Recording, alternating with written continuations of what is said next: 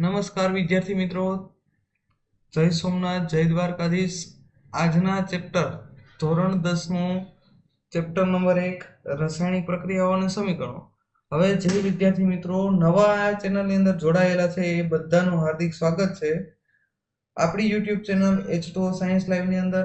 અને હું તમને અહીંયા ચોખવટ એ કરીશ કે આ ચેપ્ટરની મેઇન પીપીટી થી મેં આગળ વિડીયો બનાવેલા છે, તો એ પીપીટી ની અંદર હું અહીંયા વર્ક નથી કરવાનો. આપણે ન્યૂલી એઆઈ જનરેટિવ જે પીપીટીઓ છે એનો ઉપયોગ કરી અને થોડી ઘણી મારી બનાવેલી છે એ પીપીટી નો આપણે ઉપયોગ કરી અને આપણે આ ચેપ્ટરને પાછું રિવાઇઝ કરીએ.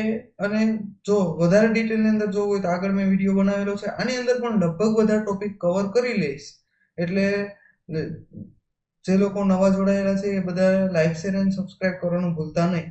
તો હવે જરાય પણ મોડું કર્યા વિના નવા ચેપ્ટરની શરૂઆત કરીએ, રાસાયણિક પ્રક્રિયાઓ અને સમીકરણો. તો શું છે રાસાયણિક પ્રક્રિયાઓ અને સમીકરણો? તો એની વાત કરીએ, જ્યારે કોઈ પદાર્થ વચ્ચે પ્રક્રિયા થવાની હોય અને નવો ગુણધર્મ ધરાવતો પદાર્થ બને ત્યારે રાસાયણિક પ્રક્રિયા થઈ એમ કહેવાય. આ છે એ આપણા આસપાસ સતત આ પ્રકારની પ્રક્રિયાઓ ચાલુ થતી જોવા મળશે. એની અંદર ઓરડાના તાપમાને જ્યારે દૂધને ખુલ્લું મૂકવામાં આવે ત્યારે દૂધમાંથી તે દહીં બનવાની ઘટના, પછી લોખંડ ઉપર કાટ લાગવાની ઘટના, પાચનની પ્રક્રિયાની વાત કરીએ તો શરીરમાં ખોરાકનું પાચન અને શ્વસનની પ્રક્રિયામાં શ્વાસોશ્વાસની પ્રક્રિયાની અંદર આ બધી ઘટનાઓ જોવા મળશે કે જેની અંદર તમને ખબર પડશે કે રાસાયણિક પ્રક્રિયાઓ થતી હોય ત્યારે કયા પ્રકારની ઘટનાઓ જોવા મળશે, જે આપણા રોજિંદા જીવનમાં ક્યાંક ને ક્યાંક ઉપયોગી જોવા મળશે. આ આપણી હતી શું હતી? પ્રસ્તાવના હતી. એ જ રીતના તમે અહીંયા જોઈ શકો છો, આ બધી બાબતો છે એ એઆઈ જનરેટિવ પીપીટીની અંદર તમે પરિસ્થિતિને જોઈ શકો કે જ્યારે આપણે શ્વસન કરીએ ત્યારે ઓક્સિજન ઉમેરાવો અને કાર્બન ડાયોક્સાઇડ બહાર નીકળવો. તો આ બધી ઘટનાઓ છે એની અંદર આપણે રોજબરોજ જોઈતા હોઈએ છીએ. એ જ રીતના એક પ્રવૃત્તિ આપેલી છે, એ પ્રવૃત્તિની વાત કરી લઈએ પહેલા. તો પ્રવૃત્તિ એવી છે, પ્રવૃત્તિ એ 1.1 એટલે કે એક પ્રવૃત્તિ નંબર પહેલી, એની અંદર એવું કીધેલું હતું કે મેગ્નેશિયમની પટ્ટીને તમારે સળગાવવાની છે. શું કરવાનું છે? મેગ્નેશિયમ પટ્ટી લેવાની અને તેને કાચ પેપર વડે ઘસવાની છે અને ત્યારબાદ તે મેગ્નેશિયમની પટ્ટીને સળગાવવાની, કે જેથી આ મેગ્નેશિયમની પટ્ટી સળગશે અને ત્યારે તે ભૂરી જ્યોતથી અને જેમ એક ચમકારા સ્વરૂપે તે સળગતી તમને જોવા મળશે.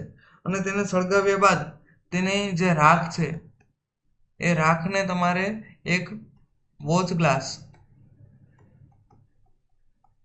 માં જોડવા, એટલે કે એમાં ભેગી કરવાની છે.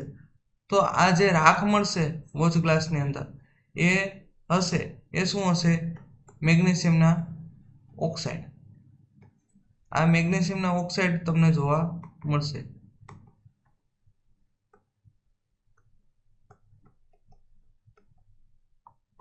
અહીંયા તમને મેગ્નેશિયમના ઓક્સાઇડ જોવા મળશે જ્યારે રાસાયણિક પ્રક્રિયા થશે એની અંદર. અને રાસાયણિક સમીકરણ આ પ્રકારનું થશે: મેગ્નેશિયમ પ્લસ ઓક્સિજન અને અહીંયા તમને શું મળશે? Magnesium oxide. આ રાસાયણિક પ્રક્રિયા સંતુલિત વિશે આપણે જોવાનું છે, એટલે અહીંયા હું સંતુલિત કરેલ જ રાસાયણિક પ્રક્રિયા લઈશ કે જેથી તમને ખબર પડે. આ હતી પ્રવૃત્તિ નંબર 1, કે જેથી તમને વધારે ખ્યાલ આવે કે રાસાયણિક પ્રક્રિયા કઈ રીતના થતી જોવા મળશે. તે જ રીતના બીજી એક પ્રક્રિયા છે, પ્રવૃત્તિ આપેલી છે, વ્હાઇટ સ્લાઇડ આધારિત જોઈએ એટલે તમને ખબર પડશે. તો પ્રવૃત્તિની અંદર તમને એવું કીધેલું છે કે એક કસનળી લેવાની, એમાં નાઇટ્રેટનું દ્રાવણ લેવાનું છે. એ પ્રવૃત્તિ બીજી સમજો, એની અંદર નાઇટ્રેટ લેવાનું છે. આ નાઇટ્રેટનું દ્રાવણ લઈ અને તેની અંદર તે આપણે શું કરશું કે પોટેશિયમ આયોડાઇડનું દ્રાવણ ઉમેરીશું. શું કરશું કે પોટેશિયમ આયોડાઇડ. આ દ્રાવણ ઉમેરી અને તેને તમારે અવલોકન કરવાનું છે કે જેથી જે કલર છે એ કલરમાં અહીંયા તમને ફેરફાર થતો જોવા મળશે, રંગ પરિવર્તન થશે. એ રંગ પરિવર્તન કેવું જોવા મળશે તો કે ભાઈ પીળા રંગનું જોવા મળશે, પીળો રંગ તમને જોવા મળશે.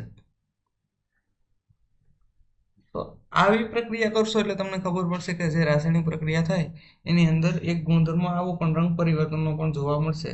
પોટેશિયમ આયોડાઇડ અને લેડ નાઇટ્રેટનું દ્રાવણ લેવાનું છે અહીંયા તમારે, અને જેથી તમને ખબર પડશે કે આ રાસાયણિક પ્રક્રિયાની અંદર રંગ પરિવર્તન પણ ક્યાંક ને ક્યાંક ભાગ ભજવતો જોવા મળશે. એ જ રીતના પ્રવૃત્તિ 3 પણ આપેલી છે.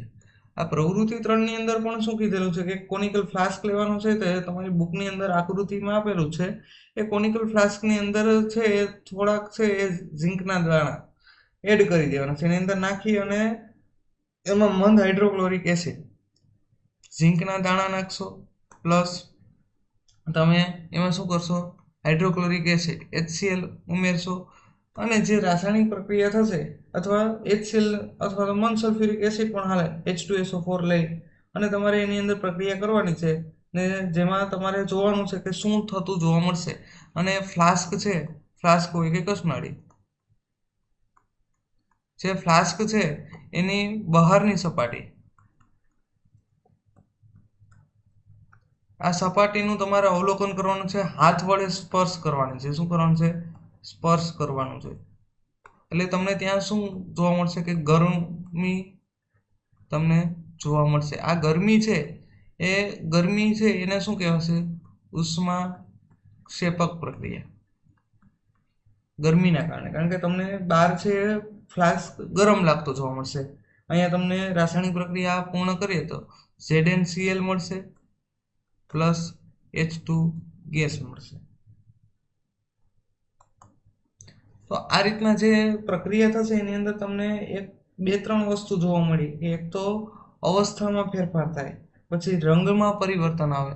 એ અહીંયા તમને આપેલું જ છે કે અવસ્થામાં ફેરફાર થાય, ઘનમાંથી પ્રવાહીમાં, પ્રવાહીમાંથી વાયુમાં રૂપાંતર થાય, રંગની અંદર ફેરફાર થાય, પછી વાયુમાં ઉદ્ભવતા જે વાયુ છે એટલે કે હવાના જે અણુ છે, હાઇડ્રોજન વાયુ છે એ તમને ઉત્પન્ન થતો જોવા મળે. જે પ્રવૃત્તિ આપણે 3 ની અંદર જોવા મળ્યો. આ જ પ્રવૃત્તિની અંદર આપણને શું જોવા મળ્યું કે તાપમાનમાં ફેરફાર થયો, ફ્લાસ્ક ગરમ છે. આ પ્રવૃત્તિ છે અહીંયા 3 આપેલી છે કે જેથી તમને ખબર પડે કે રાસાયણિક પ્રક્રિયાની અંદર આ પ્રકારનો ફેરફાર પણ તમને થતા જોવા મળશે. અહીંયા એ જ સેમ વસ્તુ આપેલી છે. અવસ્થામાં પરિવર્તન, ઘન પ્રવાહી અને વાયુમાં બદલવું, રંગ પરિવર્તન છે એ મૂળ રંગ છે એમાં બદલાવ થવો, વાયુ અવસ્થામાં પરપોટા નીકળવા, ધુમાડો નીકળવા, રાસાયણિક પ્રક્રિયાની અંદર ફેરફાર થતા જોવા મળશે. અને તાપમાનમાં ફેરફાર, ગરમ થાય, ઠંડુ થાય, ગરમ થશે એટલે ઉષ્મા ક્ષેપક. રાસાયણિક પ્રક્રિયાની અંદર જ્યારે તમને ઉષ્મા પ્રાપ્ત થાય તેને ઉષ્મા ક્ષેપક પ્રક્રિયા તરીકે પણ ઓળખીશો. આ હતી બેઝિક માહિતી. એ બેઝિક માહિતીથી તમને એટલી ખબર પડી કે આપણે જે પ્રવૃત્તિ નંબર 1 જોયેલી હતી એમાં તમે આવું જોયેલું હતું કે મેગ્નેશિયમ પ્લસ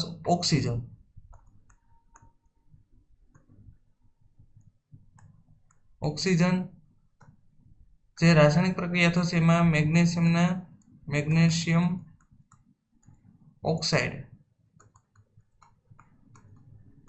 મળશે કે જેથી આવી રાસાયણિક પ્રક્રિયા છે એને આ લાંબી રીતમાં લખવાની જગ્યાએ આપણે ટૂંકી રીતમાં લખવાનો પણ પ્રયત્ન કરીશું. તો એ છે એ આપણો સેકન્ડ ટોપિક. આ પ્રસ્તાવના પૂર્ણ થયા બાદ જે પ્રથમ ટોપિક કહીએ કે એના પછીનો ટોપિક કહીએ એ રાસાયણિક સમીકરણો છે. એની આપણે અહીંયા ચર્ચા કરવાની છે કે રાસાયણિક સમીકરણ કઈ રીતના લેવામાં આવશે. મેં તમને પહેલા કીધું કે આ રીતના રાસાયણિક પ્રક્રિયા લખવી એ લાંબી પ્રક્રિયા છે. આ લાંબી પ્રક્રિયાને આપણે શું કરશું કે ટૂંકાવશું. તો ટૂંકાવવા માટે એની શું કરશું કે સંજ્ઞાઓ લેશું. શું લેશું? સંજ્ઞા. કે સંજ્ઞાઓનો આપણે અભ્યાસ ક્યાં શીખી ગયા તો કે 9મા ધોરણની અંદર શીખી ગયા કે સંજ્ઞા કઈ રીતના ઓળખવામાં આવશે. એની સાથે એને આપણે જે વીજભારો છે એ તમારે યાદ હોવા જોઈએ કે રાસાયણિક સમીકરણની અંદર વીજભારો છે એ ખૂબ ઉપયોગી છે. એટલે યાદ રાખવાનું છે કે એ બાબતો તમને ખબર હોવી જોઈએ. રાસાયણિક સમીકરણોની રૂપરેખાની વાત કરીએ તો જો અહીંયા તમને આ જે રાસાયણિક પ્રક્રિયા છે એક આમ સમતોલિત આપી દીધી પહેલેથી જ, પણ હવે તમારે અહીંયા યાદ રાખવાનું છે કે આને શું શું કઈ રીતના ઓળખવામાં આવે. રાસાયણિક પ્રક્રિયામાં મેં તમને કીધેલું હતું કે મેગ્નેશિયમ છે, મેગ્નેશિયમ, ઓક્સિજન અને અહીંયા છે મેગ્નેશિયમના ઓક્સાઇડ. આ પ્રક્રિયા છે એ પ્રવૃત્તિ એક આધારિત તમે સમજી શકશો. એ મેગ્નેશિયમની પટ્ટીને હવામાં સળગાવતા ઓક્સિજનની હાજરીમાં તે મેગ્નેશિયમના ઓક્સાઇડ બનાવે છે. હવે એ જ રાસાયણિક પ્રક્રિયાને ટૂંકમાં લખવા માટે આપણે સંજ્ઞામાં લખશું. હવે સંજ્ઞા તો અહીંયા તમારી સામે આપેલી છે, મેગ્નેશિયમ, ઓક્સિજન અને મેગ્નેશિયમના ઓક્સાઇડ MgO. હવે આની અંદર નવું શું જોવા મળે તો એક તો તીરની નિશાની. ખાસ તીરની નિશાનીને યાદ રાખવાની કે તીરની દિશા છે એ પ્રક્રિયા દર્શાવશે. શું દર્શાવશે? પ્રક્રિયાની દિશા દર્શાવે કે પ્રક્રિયા કઈ દિશામાં આગળ વધી રહેલી છે. હવે આ જે તીરની ડાબી બાજુ, એ તીરની જે ડાબી બાજુ છે એટલે કે જ્યાં પ્રક્રિયાની શરૂઆત થાય, પ્રક્રિયામાં શરૂઆત થશે, એ જે બેઝિક મટીરિયલ હશે એને શું કહેવાશે? પ્રક્રિયકો. અને સામેની જે તીરની સામેની બાજુ એટલે કે પ્રક્રિયા પૂર્ણ થયા બાદ જે તમને મળશે એ પ્રોડક્ટ મળશે, એટલે કે શું મળશે? નિપજ. આ નિપજો પ્રક્રિયકો અને નિપજો ખાસ તમારે યાદ રાખવાનું છે. જો આને છે એ ડાબા હાથની સાઈડ પણ કહેવામાં આવે, એટલે કે પ્રક્રિયકો છે એ ડાબી બાજુ હોય એક તો, પ્લસ એ હાથ સાઈડ છે જે લેફ્ટ હેન્ડ સાઈડ એટલે LHS, અને આ છે એ રાઈટ હેન્ડ સાઈડ એટલે કે જમણી બાજુ છે, એટલે કે જમણા હાથની દિશા. ભૌતિક અવસ્થાઓ 3 પ્રકારની છે, ઘન, પ્રવાહી, વાયુ અને છેલ્લું છે જલીય. એ તમને આગળ ખબર પડી જશે કઈ રીતના રાસાયણિક પ્રક્રિયા પૂર્ણ થાય એટલે છેલ્લો ટોપિક એક આવે એની અંદર 3 અવસ્થાઓની વાત કરીશું, એ હું તમને ત્યાં સમજાવી દઈશ. અહીંયા છે એ તમને નિપજ સ્વરૂપે શું મળેલ છે તો કે નિપજ સ્વરૂપે નવો પદાર્થ બનશે અને તેને આપણે આ પ્રક્રિયાની અંદર મેગ્નેશિયમના ઓક્સાઇડ તરીકે ઓળખીએ છીએ. હવે આ જે રાસાયણિક પ્રક્રિયા જ્યારે બંધારણ થતું હોય ત્યારે એક નિયમ આ યાદ રાખવાનો છે કે સંપૂર્ણ નિયમ કયો છે તો કે ભાઈ દળ સંચયનો નિયમ ખાસ યાદ રાખવાનો છે. ધોરણ 9 ની અંદર તમે શીખી ગયા કે દળ સંચયનો નિયમ. એની અંદર શું આવશે કે કોઈ રાસાયણિક પ્રક્રિયામાં દળનું સર્જન કે વિનાશ થતો નથી, એટલે કે જે રાસાયણિક પ્રક્રિયાની અંદર કોઈ પદાર્થનું સર્જન કે વિનાશ નથી થતો. અહીંયા દળની જગ્યાએ એવું પણ લખવામાં આવે. આપણે મેન વસ્તુ યાદ એ રાખવાની છે કે રાસાયણિક જે દ્રવ્યનો સર્જન કે વિનાશ એ યાદ રાખવાનું છે. અહીંયા શું આવશે? દળ છે અથવા દ્રવ્યનો સર્જન કે વિનાશ થતો નથી, એ યાદ રાખવાનું છે. દળ હોય કે દ્રવ્ય હોય. તો આ પ્રક્રિયાની અંદર તમે આગળ 9મા ધોરણમાં શીખી ગયા, પણ સમજાવી દો કે દળ સંચયનો નિયમમાં દ્રવ્યનું સર્જન કે વિનાશ શા માટે? માનો કે કોઈ પ્રક્રિયા થતી હોય એની અંદર કોઈ પદાર્થ છે એ માનો કે એક ફિક્સ ગ્રામથી લીધેલો છે કે 5 ગ્રામ છે એ મેગ્નેશિયમની પટ્ટી છે અને 2 ગ્રામ જેટલો ઓક્સિજન છે, અને એ રાસાયણિક પ્રક્રિયા થાય એમાં શું થશે? મેગ્નેશિયમના ઓક્સાઇડ મળશે.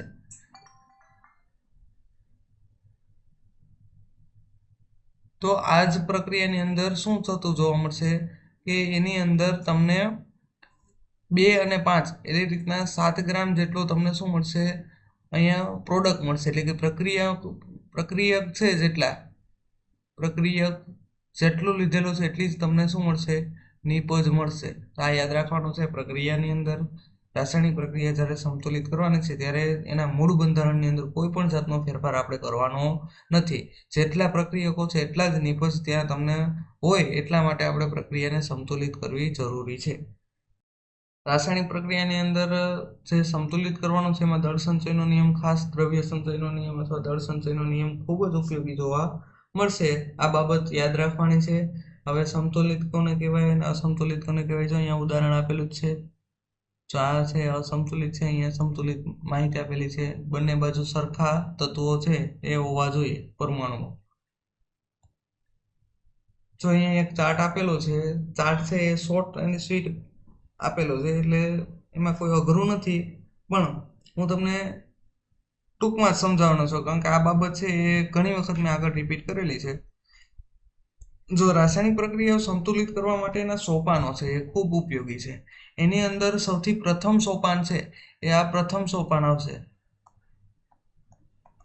એ પ્રથમ સોપાન છે એની વાત કરીએ તો એની અંદર કોઈ પણ રાસાયણિક પ્રક્રિયાના બંધારણની અંદર જો કોઈ જાતનો ફેરફાર ન કરવો હોય તો આપણે બોક્સ બનાવવું સૌથી મહત્વપૂર્ણ બાબત છે. કારણ કે જો બોક્સ બનેલા હશે તો અહીંયા તમે જે કોઈ પણ જાતનો ફેરફાર કરશો, અહીંયા માનો કે 4 આવશે, અહીંયા 3 આવે, તો આ રીતના જે તમે કોઈ પણ ફેરફાર કરશો એ ફેરફારમાં કોઈ પણ જાતનો અંદર મૂળ બંધારણમાં કોઈ જાતનો ફેરફાર થશે નહીં. તમે જે કરશો એ એની સંખ્યામાં વધારો કરશો. એટલા માટે પ્રથમ સોપાન આવશે બોક્સ બનાવવા આવશે. બીજા સોપાનની અંદર તમારે શું કરવાનું છે કે કોષ્ટક બનાવવાનું છે.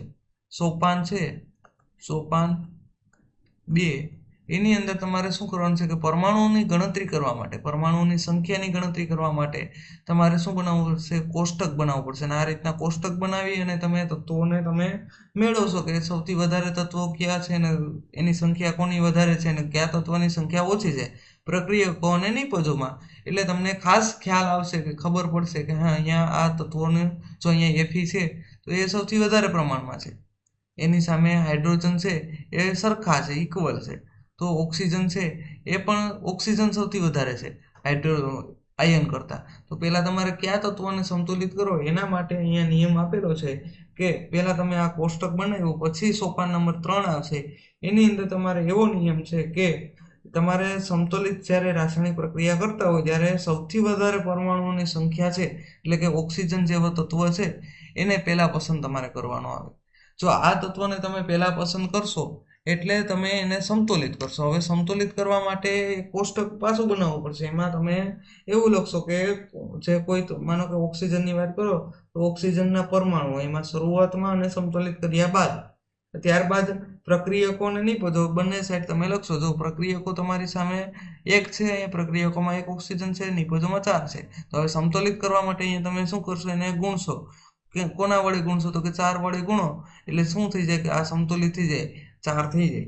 તો આ રીતના તમારે આને ગુણોશો એટલે 4 કરશો એટલે તમે કઈ બાજુ તો ઓક્સિજનને 4 વડે ગુણેલા છે, કઈ બાજુ? તો કે પ્રક્રિયકોમાં. તો અહીંયા તમે શું કરશો? પ્રક્રિયકોમાં 4 મૂકશો એટલે સંતુલિત કરશો એમાં 4 અહીંયા મુકાશે.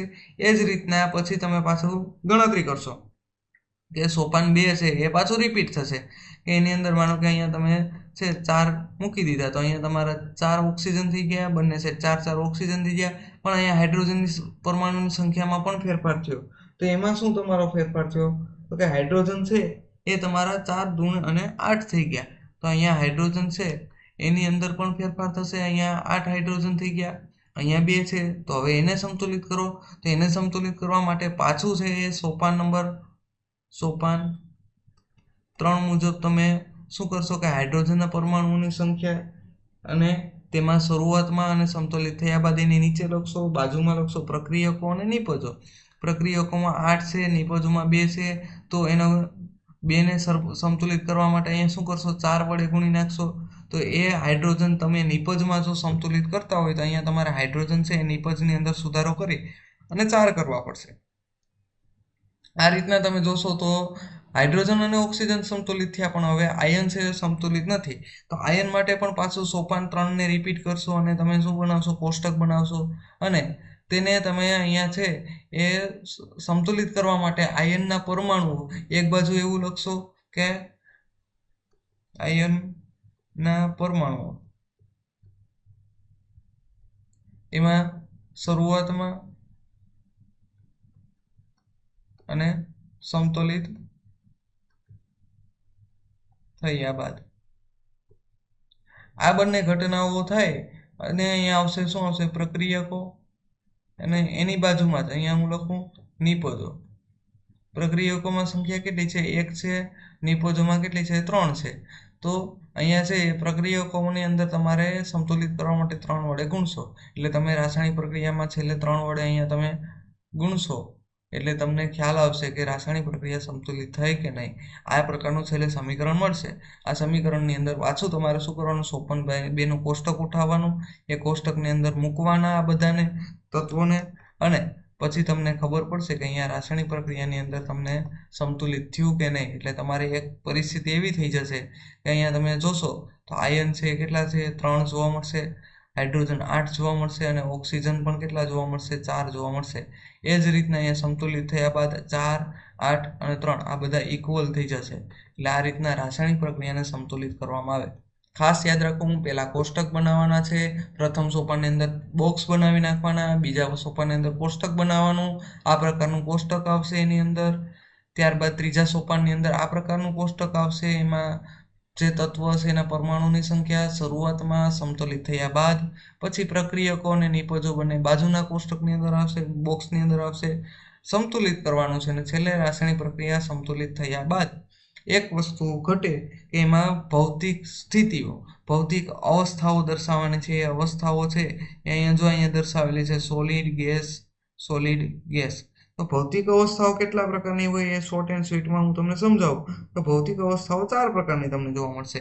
આ તો તમે શીખેલા છે કે સોલિડ એટલે કે ઘન અવસ્થા, લિક્વિડ પ્રવાહી, અને ગેસ વાયુ અવસ્થા. પણ એની અંદર હવે એક આવશે એક્વિયસ અવસ્થા, કે એમાં જલીય.